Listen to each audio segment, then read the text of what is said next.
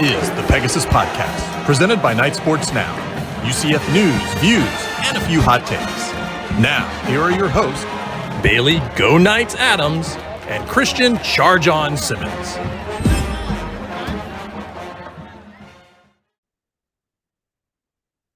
Welcome into episode 152. Be sure you're following us on Twitter at BaileyJAdams22, at by CA Simmons, and at Night Sports Now.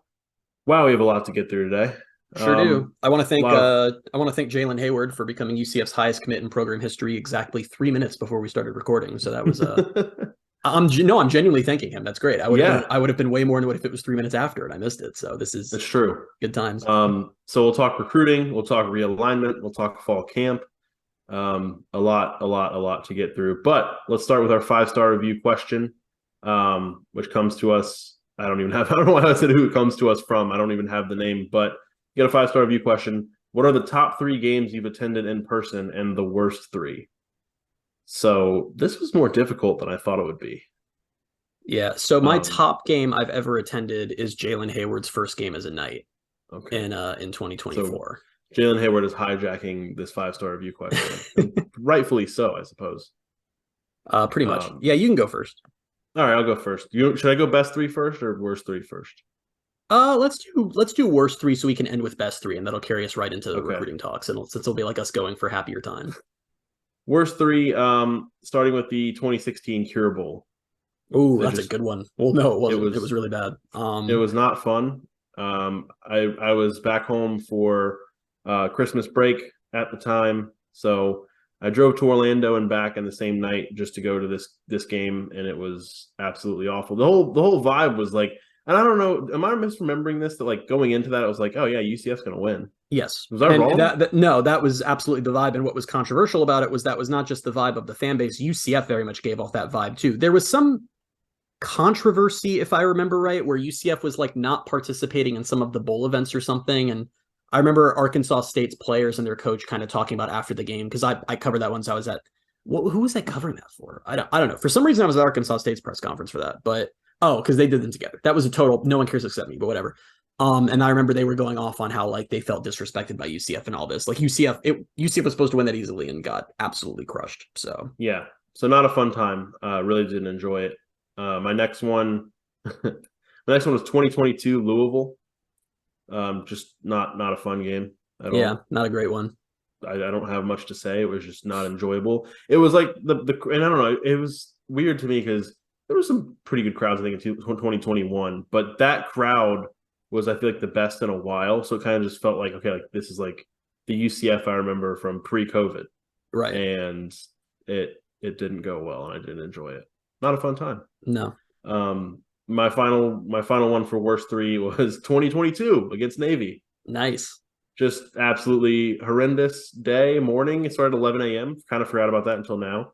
The vibes were always off because of that. And again, we talked about this a couple weeks ago on the podcast. It might have been last week, that up until like the last possession, I was like, well, UCF's still gonna like somehow find a way to pull this out as awfully as they've played. And they sure didn't. And it just, yeah, the season went completely downhill from there. Yep. So that's my worst 3. Let's get your worst 3. Cool. I feel like I'm not pulling my own as a podcaster right now because I really just want to talk about Jaylen Heyward. So apologies to whoever submitted this question because anyway, so my worst 3 were 2015 Furman, 2015 FIU, and 2022 Navy. Okay. What were your top 3? My top 3, the 2017 War I-4, I think is an easy one. Just in terms of game and atmosphere and meaning and everything, it was unreal. The Peach Bowl I threw in there because, I mean, the Peach Bowl wasn't like the best game ever. Like I went to better games, but in terms of ones that I've been there for in person, this was just like, I have to have this on my list just because it was such a meaningful day for UCF. And then kind of a surprising one as I did this. I mean, obviously, like game day could have made the list. The AAC championship games could have made the list, but I went with 2021 Boise State just because of the weirdness surrounding that. It was a good game. It was like a big comeback by UCF. Okay, interesting. No, that's fine. Yeah. It was just a unique experience of being in the stadium for about 4 hours before the game finally actually kicked off after the weather delay. The game ending right around 1 something in the morning. Us getting back and doing a podcast up until like almost 3 a.m. And it was just a very memorable thing. It was Gus Malzahn's first game. And I remember kind of going in like thinking, after all the offseason of hype of like Gus Malzahn, we're here, we're going to play games in parking lots, this is going to be great. And them going down was like 21-0 or 21-7. I was like, oh boy. Yeah. And after all that waiting and all that, just getting drenched by the rain and, the lightning delay, all that stuff, and then them coming back and finishing the game after 1 a.m. It was a memorable one. Your top three. My top three were the Peach Bowl, the game day game, and Texas in 07. Okay, so Jaylen Heyward just committed to UCF. First off, I want to apologize to Luke Spratt, who did ask that question. I just want you to know that this isn't my fault. It's Jaylen Heyward's fault for doing this. And I'll throw in another analysis for me. I'm really just including 2007 Texas because I was there and I wanted to brag about it. I was 10 years old and don't really remember the game, but I do remember it being a big deal we were playing Texas. So 10-year-old me, high on the list. But yeah. Again, apologies to Luke. That was just bad timing with Jaylen, and I really want to talk about it. So UCF just landed their highest rated commit in program history. That is insane. For the second year in a row. This is like, I don't even know what to think at this point about how they're doing this. They'll do it again next year, maybe. I don't. Okay, so this is what's funny because I was about to say no, but when we did the emergency podcast last year where John Walker committed, I felt like I was just being very gloom and doom about it because, well, not even like it was a very cool moment, but he committed. And my first takeaway was he's not going to sign here in December. And my second takeaway was even if he does, there's no way this becomes a regular thing for UCF. And Jaylen Heyward, just so you know, he's the number 5 safety in the country. He's a top 80 player nationally. He was committed to Georgia up until a few weeks ago. And I'm learning that the way that Twitter works is that no matter who commits to UCF, it's because they weren't a take at the other schools. Like that's always it seems like there are actual Georgia fans going, he wasn't a take for us. Like, yes, he was. Any top 100 player is virtually a take anywhere. I think that UCF probably pitched him on getting on the field here faster than if he were at Georgia, because obviously at Georgia, they're very stacked. But either way, this is a tectonic one. I mean, this is exactly what the dream scenario was for UCF when they moved to the Power 5 or Power 4 or whatever the hell it's called now, was that these guys who used to have to feel like they had to leave the area or leave Florida or wherever to go get up to go play at the highest level, they don't have to anymore. And that it's UCF getting the Big 12 combined with this insane staff is just that they're doing it. I mean, they're keeping guys that it makes like it just the 99% of college football never would have believed that they actually could get. Anytime Georgia is interested in a defensive player, and UCF should be interested in that player. And yes. very rarely is it going to be the case where UCF can actually get that player. And this time they did. And I guess ever since he decommitted from Georgia, like there was kind of some rumblings that he was really high on UCF and that was maybe going to happen. But I think even still, it's just kind of like, this really happened. That's the boat I'm in because he's been committed to Georgia for a long time. I don't remember when he initially committed to Georgia, but it was a while ago. And I remember that he was a guy that the staff, I remember reading articles about him like a year plus ago. I think they've been recruiting him for a really long time. And he was a guy that committed to Georgia, but he was still more than in touch with UCF. He was taking visits to UCF. It was clear that he was still very interested in the program. And it was 3 or 4 weeks ago, he decommitted from Georgia. And it was like, okay. And I got very excited. And we talked about it at the time. It was like, okay, this could be crazy if he actually comes here. I didn't want to believe it. And then sure enough, it starts coming out in the following days of, it's not a done deal that he's just going to UCF. Miami's really interested. Miami wants to give him in for a visit. Well, guess what, Miami? You wanted a top 100 player and he's at UCF and not Miami. So for now, we'll see. December's far away, but you were right, Bailey, because like 2 years ago, one of our first episodes, we talked about UCF's recruiting potential, and you said this was even just off the 12-team playoff and not them going to the Power 5. You said you thought they could recruit at a much higher level than I did. Even when they got the Power 5 invite, I didn't think they could do this. But the fact that, Jaylen Heyward is he's their 8th blue chip prospect in this class. And we're recording this at 5:15 on Tuesday, but there's a very good shot they're also going to get Burdell Richardson, who's another top 300. He's a top 300 4-star at 6 p.m. tonight when he commits, and that would be their 9th 4-star in this class. I texted you earlier that last year there were only 17 programs in all of college football that signed more blue chip prospects than that. It's what they're doing defies logic and reality. And honestly, I'll just level with you. I don't know how they're doing it because we knew that this could be their potential. We knew that once they got that Power 5 logo on their I got to stop saying Power 5, not a term anymore. Once they got that Big 12 logo on their chest, and especially with this staff, they could recruit well. But I thought that NIL was going to cap it a little bit because we know that NIL has become a big part of recruiting. I don't know if the Kingdom is just doing incredibly well. I don't know. I don't know. I truly don't know. Christian, it's that Disney money. It's the Disney money. That's right. That's the big thing on social media fans who don't know about UCF is they just see this and they're like, wow, Disney is funding UCF, which like, I'm fine with that. Like, I always find this funny. I wish. Do you remember when it was 2 classes ago? It was the first recruiting class where NIL was legal for, and A&M signed the best class, and everyone was like, they're just paying for it, and A&M fans were like, no, we're not. You can't prove it. And I'm just like, who cares? Like, who cares if they are paying for it? It's not against the rules anymore. Like, why not pay for it? I'd love it if UCF was buying recruits. I think that's fantastic. Yeah, no, I think the same thing. And like you mentioned, there's potentially another one coming within the next hour, maybe. And there's 2 more that UCF got in the last week or so since we recorded our last podcast. And that was a former Pitt commit, a wide receiver, Day Farmer. Another long-rumored one. Yeah, and then 4-star running back and top 300 player, Frankie Arthur.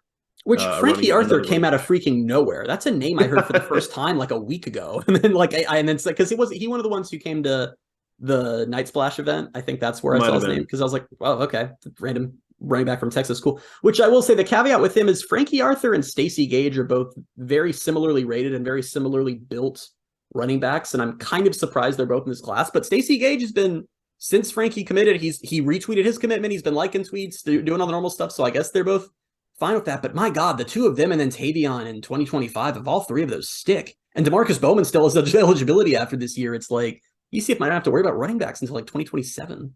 I hope so. I'm not like, I don't know what to think because of the way, and I guess we kind of touched on this in past podcasts too. The way that Gus Malzahn usually uses running backs is like he sticks with one and maybe has a kind of guy, change of pace guy, but he's largely in on one. But if it's Darren Henshaw's offense, truly, what's his philosophy with it? We don't necessarily know that. So maybe we'll see that this year and kind of get a glimpse into why. Because I know a lot of guys like that are highly rated. They want to come in and they want to be the one guy at that position in their class. Yeah. So if you're going to get both these guys to stick, we probably are going to see. And I feel like if we see this year, RJ and DeMarcus Bowman like kind of just, I don't know about splitting carries, but just both getting a good dose of playing time, you'll see. Okay, maybe this is how they're going to make it work longer term with all these highly rated running back commits. But either way, it's extremely exciting. And Gus is supposedly, we'll see, but he is supposedly totally hands-off with the offense now. I mean, this is a Hinshaw offense now, so a year ago I would have agreed. We'll see this year. Like you said, I think the barometer is what happens this year with Bowman and RJ, because those are 2 guys that everything we've heard is they're both very good. Yeah, I think so. JRP was saying something, I don't know if it was yesterday in his post-scrimmage meet. He just kind of was saying like how great it's been to work with Darren Henshaw. And then he kind of had a throwaway line where he's like, of course, like Gus is obviously, Coach Gus, whatever he calls him, Coach Malzahn is obviously, he's like still in there, also working with us. But like, yeah, I don't think at practice Gus is just in a rocking chair on the sidelines. Yeah, like, you go get him, Darren. That would actually be like a really good vibe. In his straw hat, I think it'd be a good. He would never go for that after he had to coach from a platform in 2021. You know, he's done that. He's kind of been there and done that with the. One of the weirder things we've just sort of forgotten about that Quadric Bullard broke Gus's leg during a game, and then he coached from like a elevated throne for the rest of the season. I don't think I ever saved the picture. I need to get that visual back. Oh, they're plenty on social media. Yeah, I gotta find that. But yeah, so this move. Right. With Jaylen Heyward committing, UCF should, the 247 rankings haven't updated it. UCF should now have the number 1 class in the Big 12. If Bradell, I'll have to look up how to pronounce his name. If he commits tonight, and you'll know by the time you're listening to this, because there's no way I'm going to get this posted in an hour, then UCF will also have a top 25 class, which is, neither of those sentences sound real. I don't think we are giving nearly enough credit to the fact that this team has not yet played a game as a Power 5 team, and they are about to have the number 1 class in the Big 12. Will that stick by December? I don't know, but it defies logic. And it's almost like we're becoming so almost desensitized to how insane this is. I mean, it's like a guy like Jaylen Heyward picking UCF over Miami, picking UCF over Georgia, not just schools he had offers from, but schools that wanted him badly, and they can't pry him away from UCF. Man, if they're as good on the field as they hope to be, I mean, this could be UCF's moment where they really turn into what we all talked and dreamt about for years that we thought they could be. Yeah, I have 2 new worries that, you know, I think back at when college football was a little different and before I kind of got so dialed in with all of this stuff, like I would have never thought these were things that I'd be worried about, but worried now about all these commits sticking and the class kind of sticking together. And even if one drops off, you know, like I want this, as long as this class largely sticks together, I'll be happy. But there's always going to be a worry about that until signing day. And the other worry is how UCF's going to keep this coaching staff together.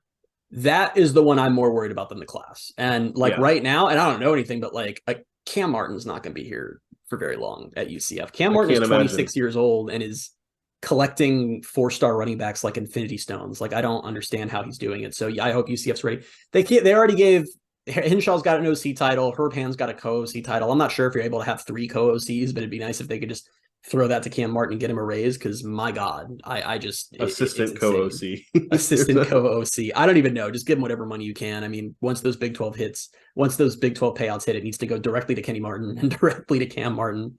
I mean, it's insane. They have a great staff together, and I just hope that it can. Because obviously, then that's when all the stuff hits, where like their coach leaves, then a player might transfer, and then you kind of just get to like this moment. Not that this moment would be taken away from us, but it would just kind of be, I don't know, down the line. If you see players start to transfer, it's like, okay, well, it was somewhat too good to be true. Let's say that, like, just nightmare scenario, UCF loses half of their 4 stars before signing day. They're still going to sign like 4 or 5 4-stars. Yeah, like that's how stacked this class is right now. Then they're way more than they're used to. So I'm bummed we have to record right now because there are all kinds of stats I want to look up and tweet. But like I'll wait. Actually, it works out because I'll wait until we'll see if Burdell commits later. Because if he does, like there aren't a whole lot of teams that sign nine blue chip prospects in a class. Period. It's crazy what they're doing. I'm so excited. Yeah. Speaking of crazy, I just went to Twitter just to kind of see like what people were saying about this commitment, and I see Ross Dellinger 24 minutes ago posted another thing about the ACC, which I guess can get us into our conference. I didn't see that. What did he say? It's nothing like it says the expansion conversation in the ACC goes beyond Stanford and Cal. A third school, SMU, is in consideration. Sources tell Yahoo. Administrators are expected to review financial models of all scenarios, adding all 3 or only the Pac-12 too. So what? They would just have 17 teams? I guess. Or is that just accounting for the fact that FSU is going to find a way out in the next couple of years? Maybe that's what it is. I really don't know. This is for a year, SMU has held various degrees of dialogue with several leagues in pursuit to join a power conference, including the Big 12, Pac-12, and ACC. Mustangs are open to foregoing several years of distribution to enter the ACC. Okay, cool. He's got so many more tweets in this thread. This is unreal. Yeah, I'm going through it now. All right, well, let's just talk about. I don't think any of this what actually happens. I don't think any of this directly affects UCF. I'm scrolling through right now. Yeah, it directly affects Oresco, who must just be pulling his hair out at this point that he can't stop losing teams. But by the way, I just want to say once again, so we're now at the point where the Pac-12, the Big 12, and the ACC have now all at least had serious discussions about adding Group of 5 teams in the last 2 years, and USF has not even come up in a breath for any of them. Even the ACC, it's sad, but also really funny, and I'm gonna enjoy it. But anyway, yeah. So Bailey and I went on a cruise this weekend. And that was really cool. We had a good time, but also like while we were at sea, an 80-year-old Power 5 conference died. So that's kind of unfortunate, but UCF's benefiting from it. So I'll just say to start that I have like very legitimate concerns about like where college football is heading at a sport. But as this is the UCF podcast, we'll just talk about it from UCF's perspective. And UCF for the first time in its history is on like the kick back with a nice drink, just like Bailey and I on the cruise, and watch the fireworks side of realignment, which is definitely a new emotion. Or watch a rocket launch. Just watch it. We saw a rocket launch from the ship too. So we had welcome to the Pegasus Podcast, where Bailey and I break down our vacation and don't talk about realignment at all. But the Pegasus Podcast fan cruise. Pegasus Podcast fan cruise. It was a great time. But yeah, I mean, so while we were at sea, obviously the Big 12 added Colorado last week, and then the Pac-12 died, and they've now added Arizona, Arizona State, and Utah.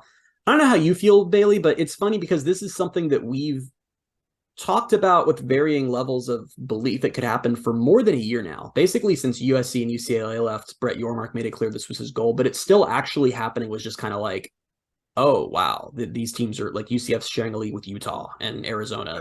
It's just kind of shocking, It is really weird, and I think like kind of how it all went down was also extremely strange, where like it seemed for a little bit like the Pac-12, like what was it, Thursday night? So I don't know why we're going to keep tying this into the cruise, but Thursday night was the night before we left for the cruise, and Arizona's Board of Regents was meeting, talking about, all this realignment stuff. And we were kind of expecting something to come out of that. And then nothing really did. The next morning it was, actually the Pac-12 might be saved. They're all getting together to vote on this Apple TV deal, and it might be all good to go. And then Oregon and Washington were like, actually, no, we're here in this meeting to tell you that this is not happening. were gone. So I'm sorry, can I interrupt you really quickly? Yeah, is there another thing coming up? Jaylen Heyward just tweeted, "When are you taking the shirt off?" at Coach Gus Malzahn. Listen, Gus, you do what you got to do. But yeah, I saw that and I knew I was going to forget if I didn't interrupt you. But so it was Oregon went in that meeting and said, "Nah, we're So Oregon and Washington gone to the Big Ten, and that was when Arizona State, and Utah were all like, okay, all right. Oregon and Washington going to the Big Ten on such a dramatically reduced share that like UCF will be making more money in the Big 12 than they will in the Big 10 for a couple of years, which is. And do we still not really know? Because Arizona was kind of up in the air as all this was going on. It's like when they said, "Oh, the Big 12 or the Pac-12 is going to be saved." Do we still know if Arizona was like part of that? Or they're going no matter what? Arizona, it sounds like, was coming to the Big 12 no matter what. The last holdout, according to The Athletic, was Arizona State.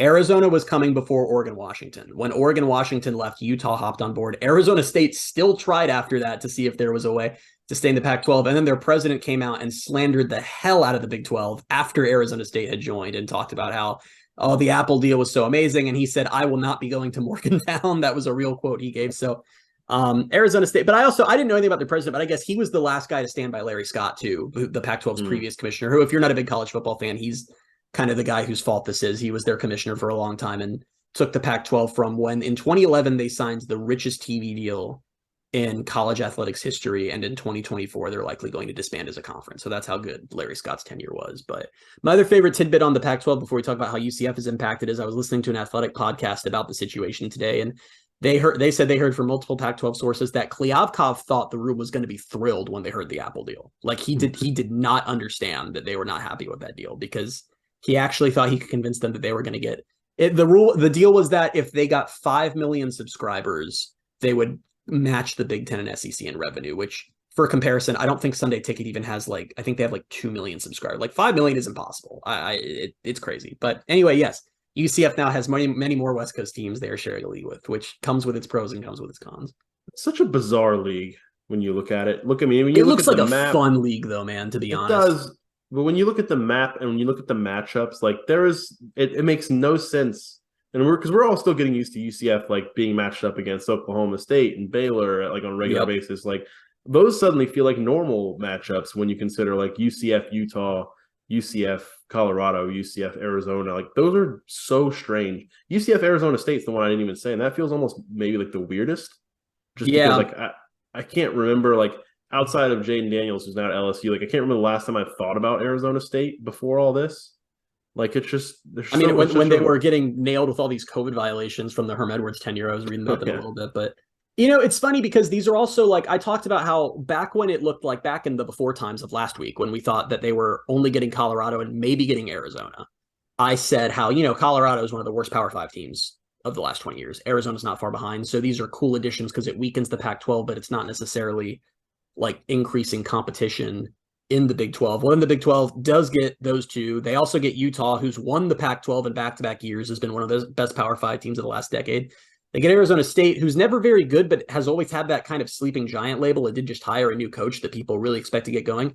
Arizona's 2 years into a new coach who signed a top 25 class last year and has a 5-star committed this year. So listen, the term Power 5 is obviously gone, and I think it's pretty clear that Power 2 most likely is going to be the new term, and UCF fans just have to deal with that. But it's not Big 12 is getting relegated to G5 status or anything like that. What's clearly happening is that over the next decade, however long it takes the ACC to sort itself out, all the top brands are going to coalesce in the SEC and Big 10. Clemson will find a way there. Florida State will find a way there. North Carolina and Virginia, everyone knows they're wanted there too. But what the Big 12 is turning itself into, and this was Yormark's genius, was the Pac-12 wanted to catch the SEC and the Big 10.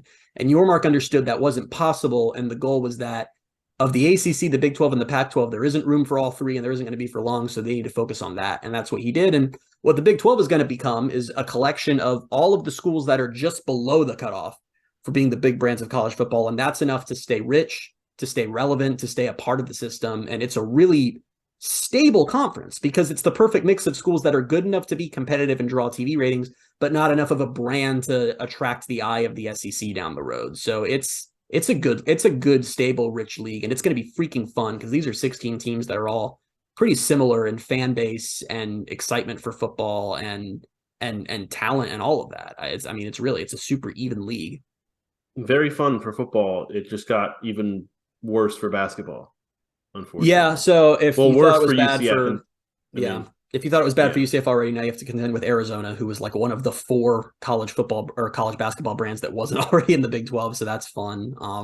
I don't know. I tweeted this and I got some pushback, but sucks for you guys because it's going to go my way long term. Is that we eventually the non-revenue sports, anything that's not football and men's basketball, is going to be decoupled from the way the conferences are now. Because like as excited as I am for the Big 12, it makes less than no sense for volleyball to be taking road trips out to BYU or Arizona State, or for softball.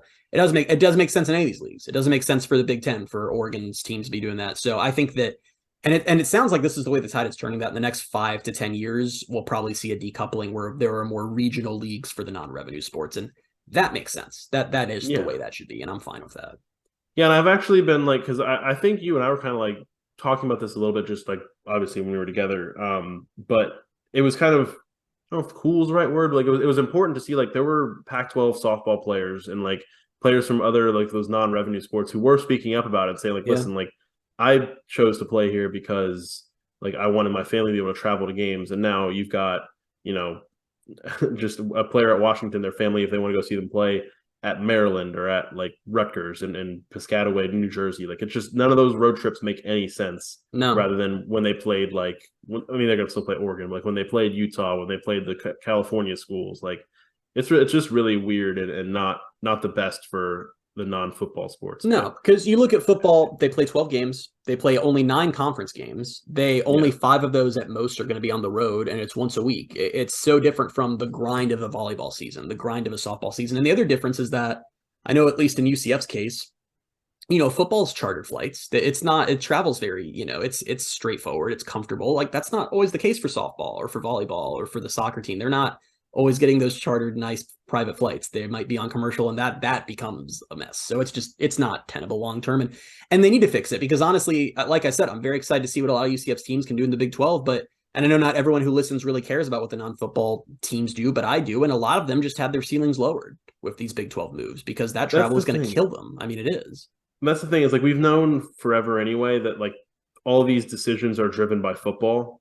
But this was like one of the clearest indicators of that, because it's just like the ACC's out here having conversations about adding Cal and Stanford. How does that make it? Makes no sense. Even for football, it almost doesn't make sense. So it's just, and I've said this on past podcasts when we've talked about travel, but the Athletic's been doing a really good job. They've written a lot of stories about how the Big 10, specifically with USC and UCLA, had like they just jumped in for the money, and there have been so many problems of them realizing how logistically difficult it was going to be, specifically for the non-football sports, to pull that off, both financially and everything. And UCF, it's not quite as dramatic, because the Texas schools, Cincinnati, West Virginia, Iowa State, and the Kansases, those are all in range. It's the West trips. It's Arizona, Arizona State, Utah, BYU, Colorado, Texas Tech, kind of to an extent. Those are tough trips, and football's going to feel that too.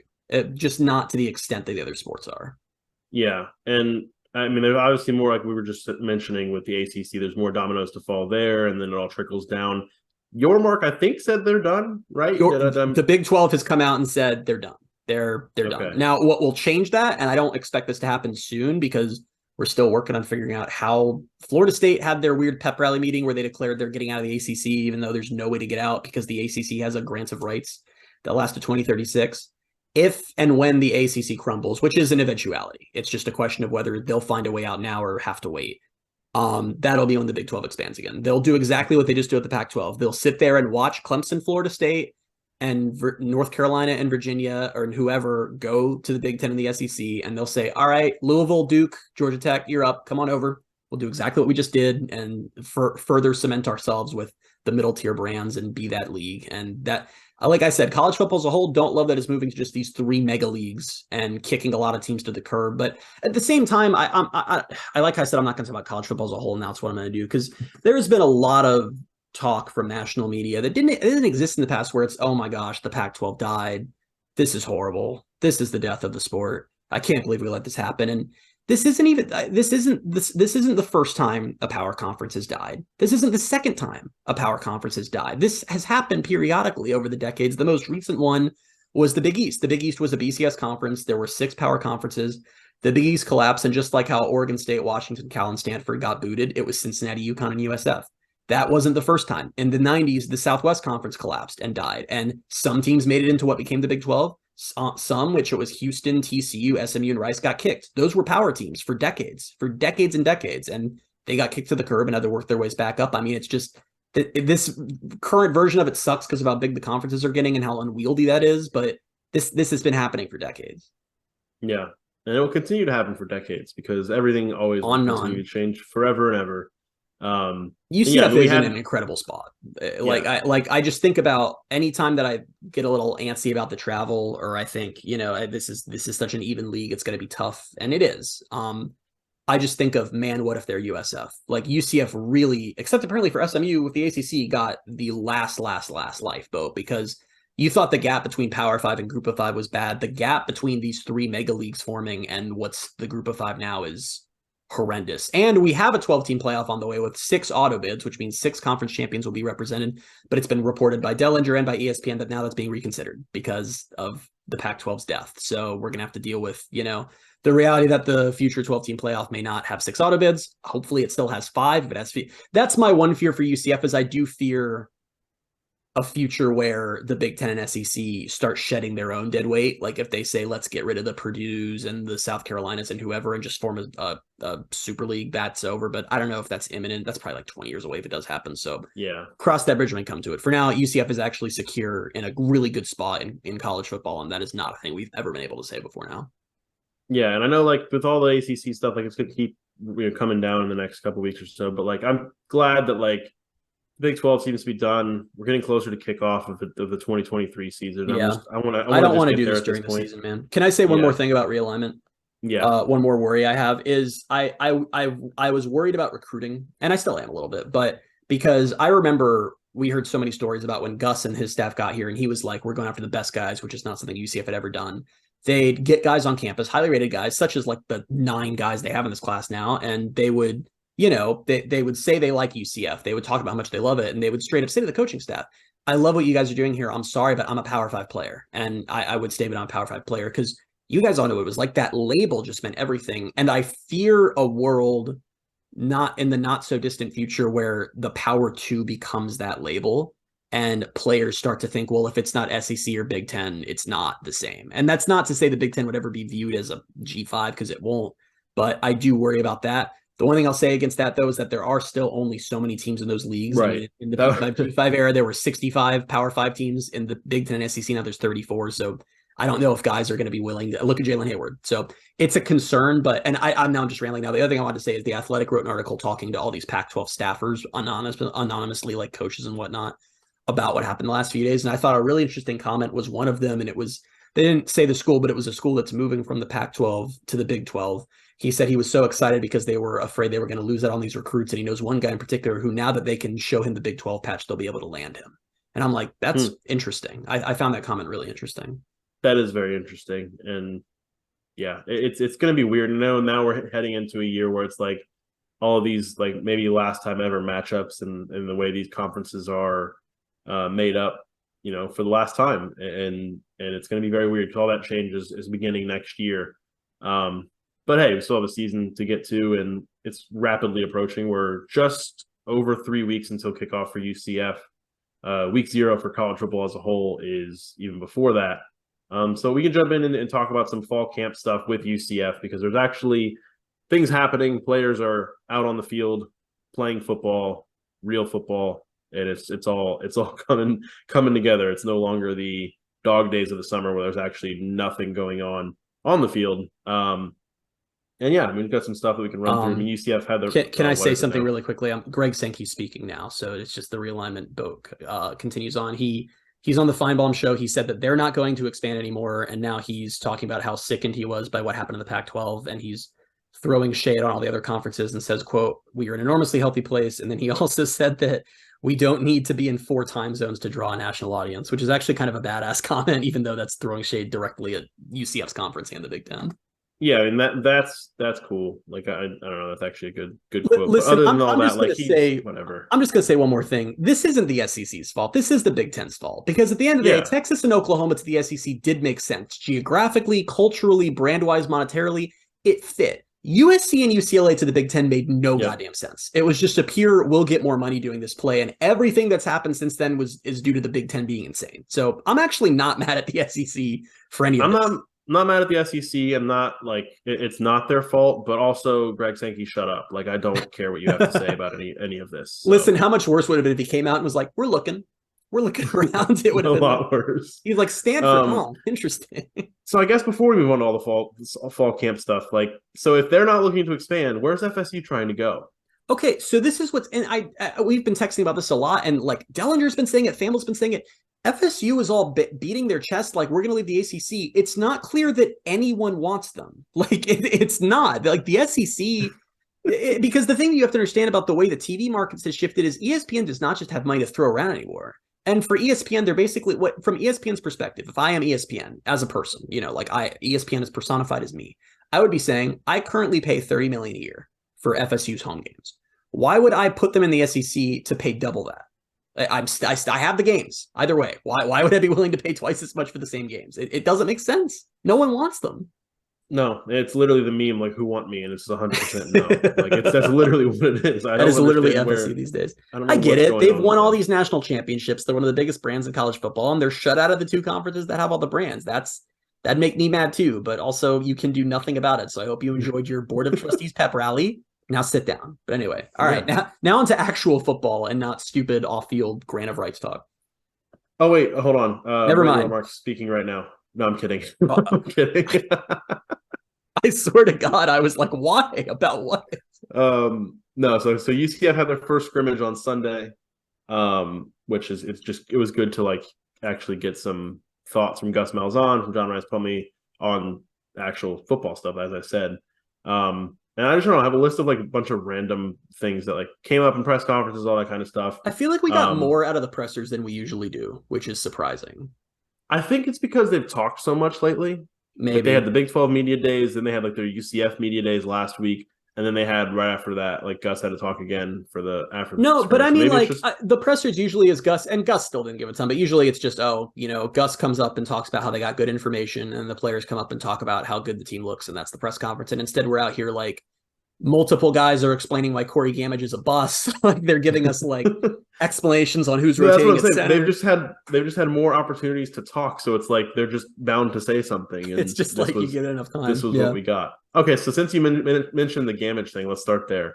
I guess both Gus Malzahn and John Rice Plumlee were talking about how Corey Gamage needs to get in better shape, and it wasn't like he's like fat and out of shape. It wasn't like that, but it was just like.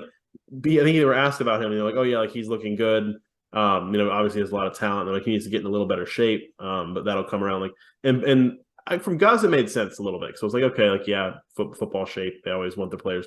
But then when JRP said it, because he was just asked about the receivers. I think he might have been asked about the guys. He might have been. I think it was something about Javon and Kobe, or the guys behind Javon and Kobe. And he was like, "Yeah, Xavier Townsend's looking really good. I'm really proud of him." Blah blah blah. And he's like.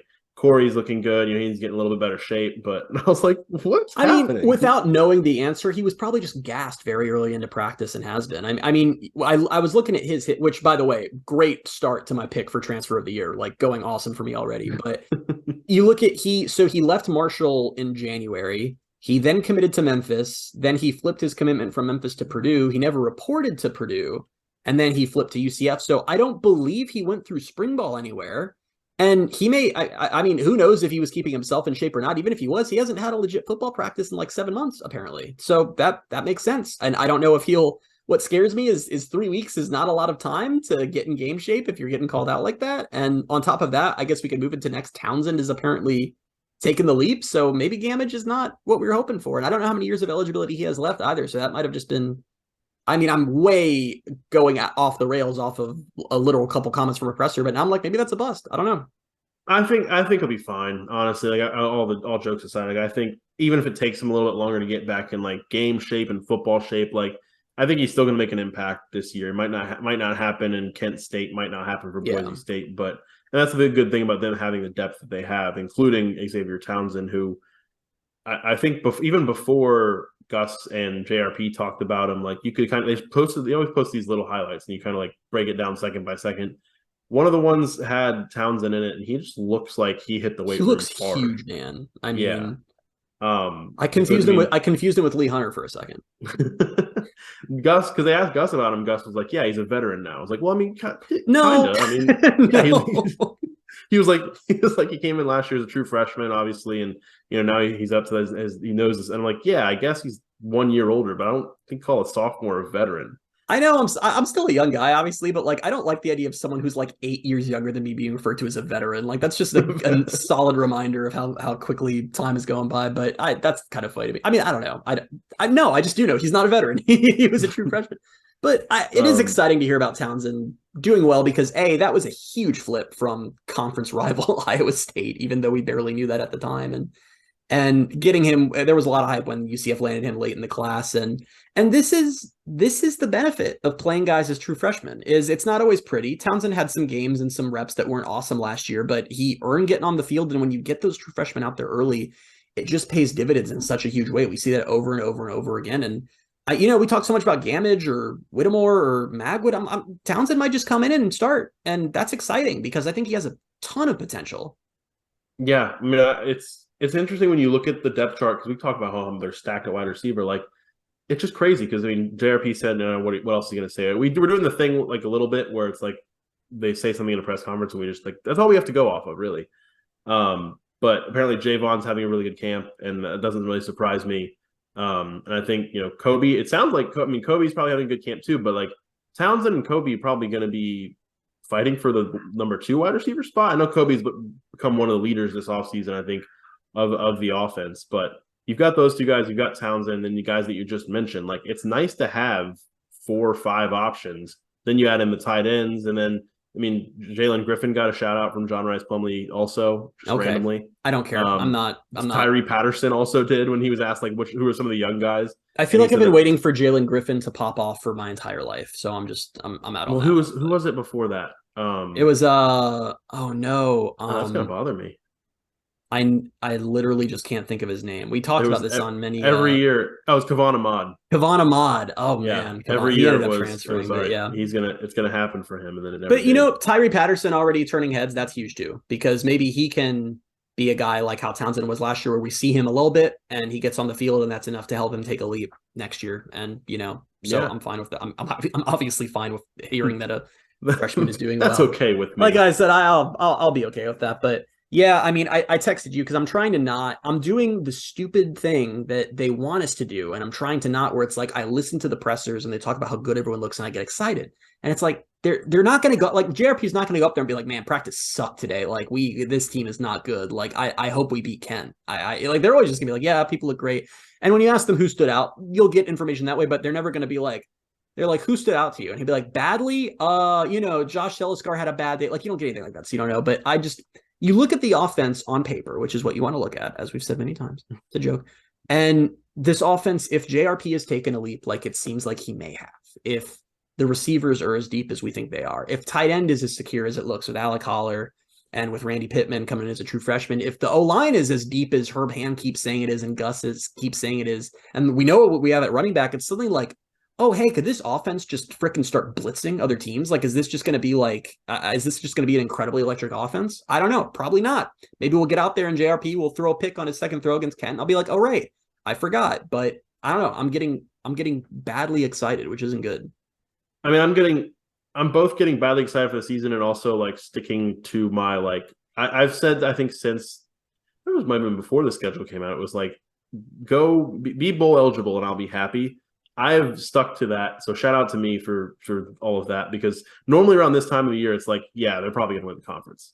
What if UCF just wins like 11 games? What if they go like 11? What if they do? That's the thing that's bothering. Like that intrusive thought just keeps popping. It's like, what if they are just really good? What if they win the Big 12? Like, here's the thing. Going to, but what if they do? And maybe this just makes me sound like a P5, P4, but I'm sorry, guys. I swear I'm not going to spend the whole podcast correcting it. It's going to take a long time.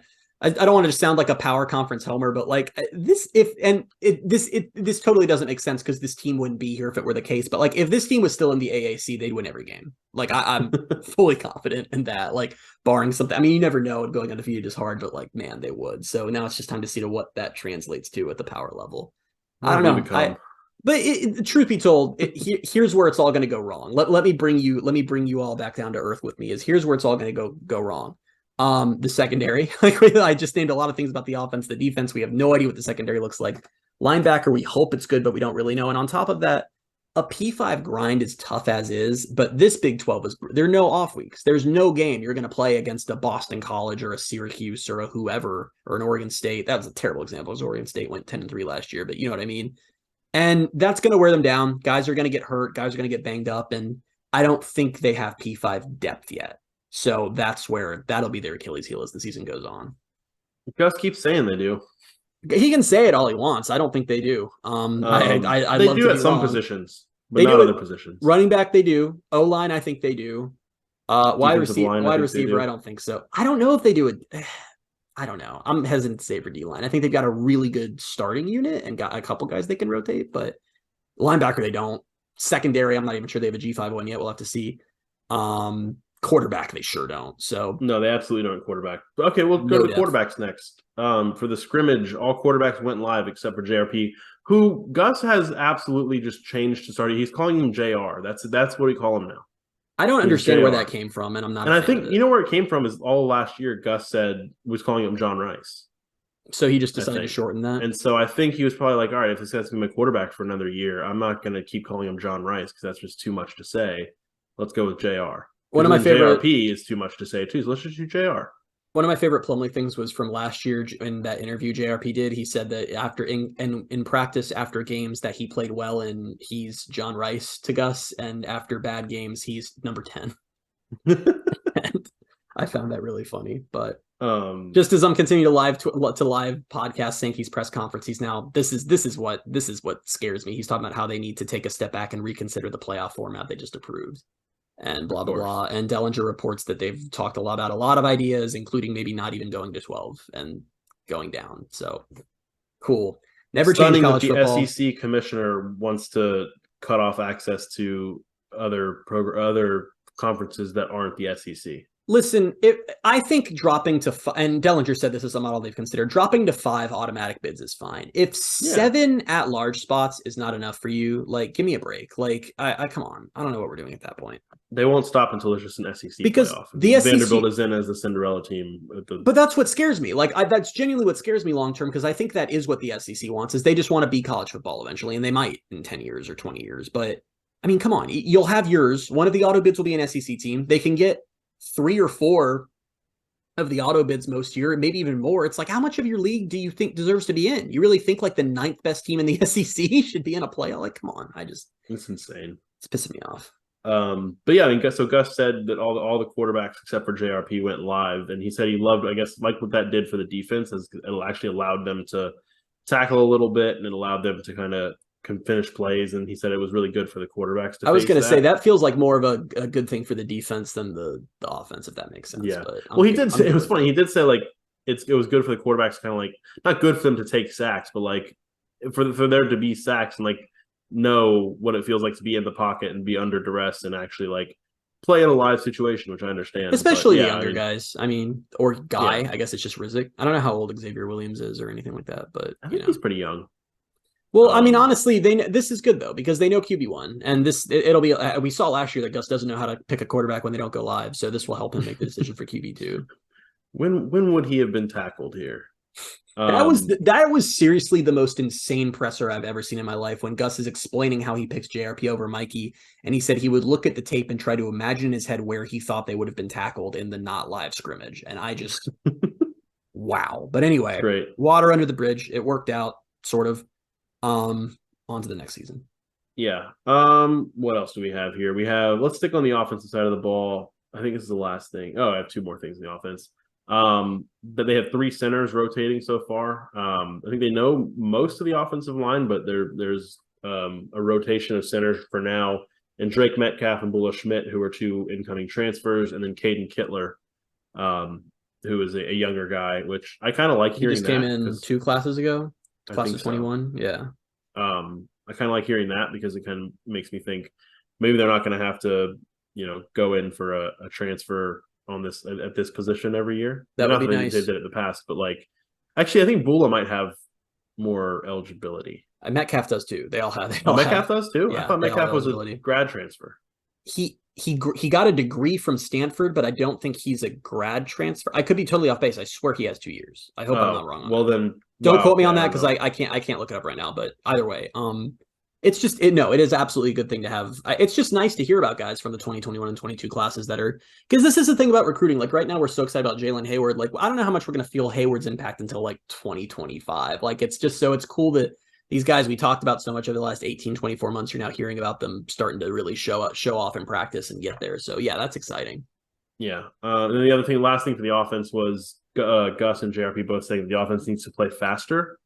And he was, I think Gus made a mention of like them just, or maybe it was JRP who said like they kind of just need to all kind of get into better shape in terms of getting up off the ground after plays, getting back to the ball, lining up, quickly and playing it with more speed. And makes me wonder like how quickly they're going to go. Apparently faster than I thought, because I knew they were going to up the tempo, but I didn't. I mean, they're talking like how they would talk under Heupel, how they talk under Frost. Yeah. I wonder if UCF really did 2 years of not going fast and was like, okay, we're just going to go back to that. I do think this is being spurred by the clock rules are changing this year. They're sort of going to the NFL rules where Gus talked about that. Yeah, the clock no longer stops for first downs. It still is going to stop inside 2 minutes of each half, I believe, but. I will say though, because it seems like I saw him talk about it, and he seems really like determined to go fast to beat that. And when they changed the rules, the research the NCAA put out, it was like that each team is going to lose an average of like 4 plays a game or something from it. So I don't know why he thinks that that's something they need to heavily account for. But I like fast football. I think it keeps defenses off balance. I thought it worked to UCF's advantage very well 2016 to 2020. So I'm not opposed if they can pull it off, because that's the thing is it's the stuff he's talking about is it's not like a team just decides one day we're going to play fast. It's like you do have to drill that because it is a whole different animal from playing at a normal tempo. Yeah. There was a lot more offensively. And I think part of that was because they talked to John Rice and actually, I don't know, they might have done a defensive press conference too. I wasn't able to catch it if they did. But from the defensive side of the ball, we got the fact that from the scrimmage, the defense had 2 turnovers. Didn't say who, didn't say if it was the first team offense that turned the ball over. We don't know. But 2 turnovers. There's no such thing as good news coming out of a scrimmage. There's no such thing because any good thing. Gus even said that. Yeah, he was like, "We turned the ball over twice, which isn't good." But he's like, "Well, it's good for the defense." And it's like it's always just that's the thing. Any good thing is a bad thing. There's no just. I mean, unless like your kicker making his kicks. I don't know. Like that's pretty much all you can go off of. And he did say like that they're putting a heavier focus on trying to get after the quarterback. So that kind of goes back to what we talked about with the overs and unders and sacks, where I feel like they're going to blitz a little more and put a little more pressure on the quarterback, which is good to hear. And I still my conspiracy theory is they know the secondary is bad, and they're like, if we don't get to that quarterback, like if we give him time, this is not going to go well. It's at least possible. Then the one player on the defense that we've heard a lot about so far is Lee Hunter, who apparently is in better shape. Is well conditioned, and he's having a great camp so far. And that's exciting to hear. That's very exciting because he has a super high ceiling, and he was really good last year. It was just not always, kind of. He had the Corey Gamage problem a little bit, I guess you could say, and it's that's what we're gonna call that from now on. And do you remember? Was it him? Didn't he save UCF from getting a penalty at one point, like in the Memphis game? Didn't he like pull somebody back? He lifted another player off the ground. I don't remember who it was, but that's like Lee Hunter. I think had some good plays last year. Like, why is that the Lee Hunter highlight? It was someone was trying to like start a fight or was getting into it with another player, and Lee Hunter just grabbed him, picked him up like a ragdoll, and was like, "No," and just God, I don't remember who it was. Man, I don't either. But the last thing I have here is Gus was asked about how much air travel they're going to have, and I guess this is even more pertinent for future years because of the expansion, but. They're going to be traveling a lot. They have the trip out to Boise State. And he said that they're working on becoming a closer team, like a tighter knit team, because that will help in terms of the long road trips and being together for that much time. And they want to be the most prepared team for end of game situations. He said, in these environments they're playing on the road, it's typically going to come down to like the fourth quarter and to late game situations. So I guess they're drilling that in pretty heavily. Which sounds good to me. I mean, I would like for them to be prepared for those situations. The close team part is especially poignant in the wake of UCF posted their latest. I'm forgetting what the series is called. The 12 for 12 series. Is that what it is? Yeah, I think so. Yeah, 12 for 12. And it was an oral history of the 2017 season where they talked to. If you're listening to this podcast and you have not read it, I promise you should go read it. It's very long, but it's very, very incredible. It's got Milton and Frost and Kalubi-Ali and Shaquem and all these guys just talking so candidly and openly about the season. There was stuff in there that I had never heard before, and 2017 was like my probably that was like my peak of being informed on the team, and there was stuff in there I'd never heard in my life. So it's an incredibly interesting read. But you and I both came away with the same thought that, I'm reading about how they're talking about how close the team is and, different like examples of that and things that happen. And I'm just like, I don't remember if you texted me first, if I texted you first, but I was just like, that's what we haven't seen these past few years. And I get it. It's not a lot of teams have that. It's a part of what made that team so special, but it felt like that 2017, 2018 era, the leaders graduated, new guys didn't step up, and UCF's kind of been in a little bit of a culture rut there since then. And I don't think the culture's bad. I just don't think they've had that. This is a brotherhood. This is a bond. Well, the soccer team has, but this is a brotherhood. This is a bond of, we're in this together and for each other. I just haven't seen that these last few years. And maybe that's not a thing anymore in the NIL era. I don't know. And if it isn't, so what? Because that's not just an issue for UCF, but I really hope that is something they're working on, because culture, it's talking about that article. It's like culture is what makes a difference in these moments. The one moment that stood out from the oral history was the SMU game in 2017, that SMU gets the ball back and UCF's really in danger of losing. And the SMU stadium starts playing Usher and UCF's defense just starts dancing, and it gets in SMU's head, and it's like, what the hell is this? And I don't remember. I don't remember if that was a thing at the time. I don't remember seeing that video, but Shaquem danced his ass off. I don't think I ever heard about it until that. Like, I don't know if the TV didn't show it. I remember that off season afterwards, but I don't know if at the moment we ever knew that. Shaquem danced like he was a backup dancer at an award show or something. It was incredible. But it was like SMU's quarterback must have been shaking watching that. Like, good Lord. It's that thing where like the brotherhood, like the bond, and also just that edge, like that team had so much swagger to it, for lack of a better term. They were good, and they freaking knew they were good. They played like it. So we've got another boom on kind of as we talked about. Is it Burdell? Tweeted. I would imagine so. If it's not, then we're being thrown for a loop here. But all right, let me double check that it's Burdell so I can get my. I think that was the end of what we had to talk about for. Yeah, it's Burdell. Okay, let me see, guys. This is the power of drafting tweets. Now, what's great? Nope, that's the wrong one. Hold on, wait. What's great is that we do a video podcast now, and both of us are just like staring down at our phones instead of actually looking at each other, looking at the camera. Hold on. 4-star wide receiver Burdell Richardson committed to UCF. And with his commitment, they are in the top 25 of the On3 industry team recruiting rankings. I only reading that because that's the first tweet I saw. No, I screwed up my tweet. Oh, man. Hold on. What have you done? Okay, all right. Guess I'm just going to carry this from here. This is really bad podcasting unless you're... Well, here, now you guys will get... This is like a behind-the-scenes look at my Twitter account. Is that I drafted that tweet earlier today, but I thought he was going to commit before Heyward, so I have the wrong number in my tweet. 6th. Did you already tweet it, or do you have to delete it? I deleted it. Oh, man. Whoever saw that is getting a show.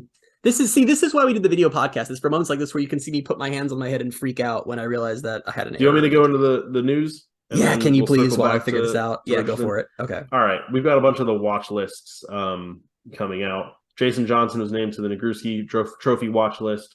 Lukahi Paule named to the Outland Trophy watch list, and Colton Boomer to the Lou Groza Award watch list. A couple more, I believe. Yeah, Corey Gamage to the Biletnikoff Award watch list. Apparently, they were not up and up on whether or not he's in shape or not. I don't know. I was actually kind of surprised to see him over Javon. I know he was Marshall's leading receiver last year, and there was a lot of fanfare around him, but kind of surprised to see him and not Javon. I got the tweet. I got the tweet up. Glad. Thanks. Congrats. Everyone watching the video podcast knows that before you said I got the tweet up, you just gave a thumbs up. So I'm telling you guys, the video podcast it's something. It's things you can only give in this podcast if you're watching the version on YouTube. Subscribe and unsubscribe and then subscribe again. Unless you are like me and you listen to your podcast while driving, in which case I would not recommend the YouTube version. You know what I do? It's a really dumb thing, but like even some of the podcasts that I like to normally watch on video, if I'm driving, I'm listening to it while driving, I'll still put on the YouTube version. I won't look at it because I'm a safe driver, but I still put the YouTube version on. That's interesting. I don't know why. I really don't. Cincinnati just dropped in uniforms. Too many things are happening. Okay, but we don't care about that. I do. We got more news to get to. Cam Martin, who we talked about earlier, was named to the 30 under 30 list by 247, which further evidence that he probably needs a raise and or will be gone sooner rather than later. He's 26 years old, and he, like you mentioned earlier, he's just recruiting like crazy for UCF, and I'm sure, I mean, you said it makes you feel like you haven't accomplished anything. I have about, I think, 7 more months to catch up to Cam Martin, but it's not looking good for me. So we'll see. Former UCF offensive lineman Cole Schneider signed with the Packers. And I'm jumping all over like our outline here. So I'm kind of missing stuff. No, I'm not. Oh, I missed one of the watch list. John Rice Plumlee was named to the Davey O'Brien watch list. And then the final thing, the UCF fans wear for 2023. Do you remember when we were on our cruise and I told you, oh, they finally did the black and white? I was completely wrong. I just didn't read it right. I just looked at the colors. So they're still doing the whole, wear for the military appreciation game, wear USA themed, whatever. Just, I don't know. There wasn't any like to the black and white. I mean, you remember in 2016 and 2017, they would try the upper deck will do gold and they're getting there. Year by year, they're getting there. We're getting closer. I just next year I've said this a million times. I want them to not release this. I want them to say, hey, if a game kickoff time is announced and there's a day game, wear white, and if it's a night game, wear black. It just makes so much more sense. But hey, maybe there's a reason they don't do that, and it's one of those things where it's like, why can't you make the end zones black? And then we get told, this is why, and then they did it anyway. No, I don't care. I will say right now, there is absolutely no justification and or reason that they can't just say we're black for night games. I wouldn't think so. There's nothing like the field. Even when we said the field thing, I was like, there could be some element we're not considering. There is no element to why they can't just say like well, for the military game, wear red, white, and blue. Really? Like you really want the crowd to wear red, white, and blue? Is it just because they want to sell like the UCF American flag merch? So that's what came to my mind too, is it to sell merch? And all I can say to that is no one, not a single soul in that 45,000 seat stadium is going, oh man, it's the red, white, and blue game and running to the bookstore to buy it. Like, give me a break. You're buying the red, white, and blue UCF merch already if you're buying it. So I don't know. Anyone who would care that much is buying the merch either way. So it's fine. Let me get through the list. Kent State wear white, Villanova wear USA apparently. Baylor wear white, West Virginia black, Oklahoma State Space U. That's the one that I will, that's sure. Fine. Because there is like wear the citronaut stuff, dress like an astronaut, dress like, I don't know, you're in Star Wars, like whatever you want to do. Like that's the one where it's like, okay, maybe not black or white, just do the space stuff. And then Houston is wear black, and then for all away games, of course, it's wear black. So we have to wear black when we go to Cincinnati. So I'll say, I'm actually looking at it, I take it back. It is just all black and white. USA isn't wear red, white, and blue. It's just USA. Yeah, it says USA. I was looking at like the background of each game, and it was like black or white. And I was like, oh, good, like they actually did this. But then I realized that's pretty much. They pretty much did though. I'm fine with this. I'll make my peace. This is good. I take back my rants. I hadn't actually looked at the list. I just gone from what Bailey said. But it's still not like it's still not what we said. It really is, though. Like, there's only 2 games that aren't, and they're not even wear this. It's just basically a declarative phrase. Yeah, but we don't. It's not based on day or night. That's the. That is a good point. I forgot. That is also true. As we said, white for day, day for night, not day for night, black for night. Yep. Light mode, day mode. Yeah. So we are done with the news. There was a lot to get. I mean, it's going to continue to do that each week as we get closer to kickoff. But now jump into tweet of the week. Tweet of the week. Instead of tweet of the week, I want to make it up to our listener, Luke, and actually go through my list of the top 3 games that I have been to and the worst 3 games I've been to. I just could not focus on that earlier because of the Jaylen Heyward news, but now I've calmed myself and we're back. So my bottom 3 games I've ever been to are, it's funny that all of them are from the last few years, which is kind of funny since it's been a great era, but 2015 Furman, that was a no-brainer. 2015 FIU, which I actually left early, that was my first ever game in the student section as a student, because I'd always gone to UCF games with my parents growing up because we had season tickets for a very long time. And UCF was down by like a score, and like my new college roommate who I was sort of like went to the game with was like, I'm hungry, we should go get food. And I was like, okay, like, yeah, that's, they're gonna win. I mean, it's FIU, they'll drive down the field here. And then I remember we're at, what's the one next to the stadium called? The like student meal place? Burger U? No, the student meal one. Oh, Nitros. Nitros. Yeah, we're at Nitros, and I have my phone out. And it's like UCF lost. I'm like, well, that's not good. And then I had 2022 Navy on mine because it was everything around that game. It was the belief that they were going to steamroll to 10-2 and New Year's 6, all that. Best what you said on the podcast leading up to it, all that just stuff. Me personally, rough time in the press box. Mikey coming out and being able to do nothing. It was not good for me. Yeah, top 3, 2017 Peach. That felt like the obvious one. That was incredible. Like, it's funny how much you realize things have changed. Like, I remember being at that game, and when UCF was up at halftime, I was like, we did it. We proved the doubters wrong. We're up. Like, I'm serious. And that it's like, you just don't realize how much perspective has changed since then. The game day game was incredible. That's my number 2. It was just it wasn't the most important game in UCF history. It wasn't the best on-field game in UCF history, but that environment was unbelievable. Go ahead. Oh, so go ahead. I would say the reason I didn't put that game on my list is because like being like game day itself, and then like I don't remember much from the game. All I remember is like the 2 early penalties that Cincinnati got, the atmosphere as a whole. I actually remember the game pretty well.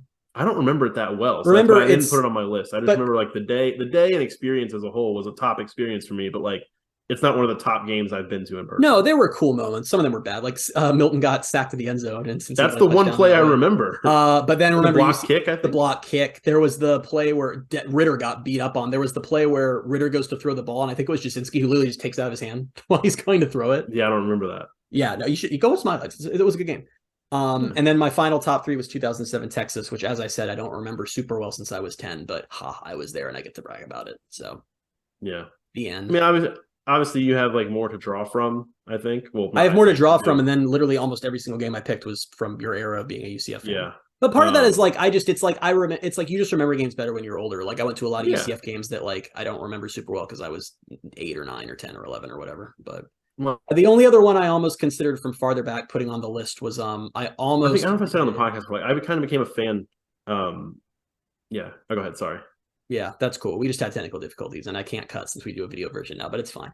And the only one I can almost considered putting on was 2013 Houston. That was a really fun game and terrifying. So what I was gonna say was like if I really wanted to brag, I should have put for worst. I should have put 2014 Ireland and been like, oh yeah, being there in Ireland, it was just so difficult. Yeah, it's tough. Mr. Diamond member over here. Okay. But no, what I was gonna say was I don't know if I said it on the podcast or not before, but I kind of became a fan in 2011 because that's when my brother went off to college at UCF, and that's kind of when I became like aware of what UCF was, and I was like, oh, my brother's there, like I'm gonna be a fan of this team. But I didn't actually go to my first game until 2016, the opener against SC State for all the first frost, all that stuff. So yeah, I mean, I had the 2016 to now era to draw from, but it's crazy to me that in all those years, obviously 2017 and 18, they didn't lose. 2020 or 2019, 2020, they didn't lose any home games, so like I didn't have any draw from there. But just for 2 to be last year is rough. Yeah, that Navy game, the further we get away from it, the more I look back and I'm like, that might have been one of the worst losses in program history. Like just because of all the outside stakes and how they were cruising to being the New Year's Six team, and just it couldn't beat Navy for the second year. It's hitting me now. That's the last time I was in that stadium. Yeah, that's the most recent home game, and it was a great. Yeah. Okay, I will say though, and I said this on the podcast at the time, and I caught a little bit of heat for it, but I remember even early in that game, I was surprised by how subdued the Bounce House was. I don't know what was going on that day, if it was just because it was hot or not a very good opponent, but the Bounce House wasn't its normal rocking self, and I don't really know why. I have no idea. It was 11 a.m. It was an 11 a.m. Okay, that might be part of it. Yeah. That might be part of it. That's a good point. I just remember being in the press box because, like, obviously, like, I'm a little different because I'm removed from the environment, but it's like, in a way, it's almost like I'm sort of looking down on everything and like taking the atmosphere. And I remember it's like halfway through the first quarter, I'm just like, it's not quiet, but it's like this just sort of feels like a normal football crowd and not like the Bounce House, you know? You looking down on everyone and everything is your natural state. So. Yes, just staring down, like interesting. But yeah, no, it'll be nice to go there in just over 3 weeks and hopefully erase some of those memories. Just over 3 weeks, from Navy. Hey, if UCF wants to like send out credential applications, that'd be cool. Well, actually, also on the same kind of wavelength, if they want to send out like the digital versions of the season tickets. I don't think I've gotten mine yet, but yeah, I don't know. They got 22 days to get it done. So yeah, got about 22 days. So man, I'm looking forward to it. It's gonna be fun. But I can't wait. This podcast has been fun. We covered a lot, as we promised. We covered a lot, and we will continue to probably have some packed episodes here down the final few weeks before kickoff. But please keep listening. Please keep leaving us those 5-star reviews and asking us. We're 3 weeks away from our first late night pod. Cool, yeah, that's exciting. That'll be that one. I don't think that we'll bring some energy for that one because it'll be the first late night pod in a long time. It'll be the first ever late night pod for a Big 12 team. Wow, crazy. Yeah, keep leaving us those 5-star reviews. Keep asking us questions so we can, start each podcast with our answers to those questions. But we'll be back next week with episode 153. Until then, you can find us on Twitter at BaileyJAdams22, at by CA Simmons and at Night Sports Now. Thank you guys so much for being with us. We will talk to you soon. Bye, everybody.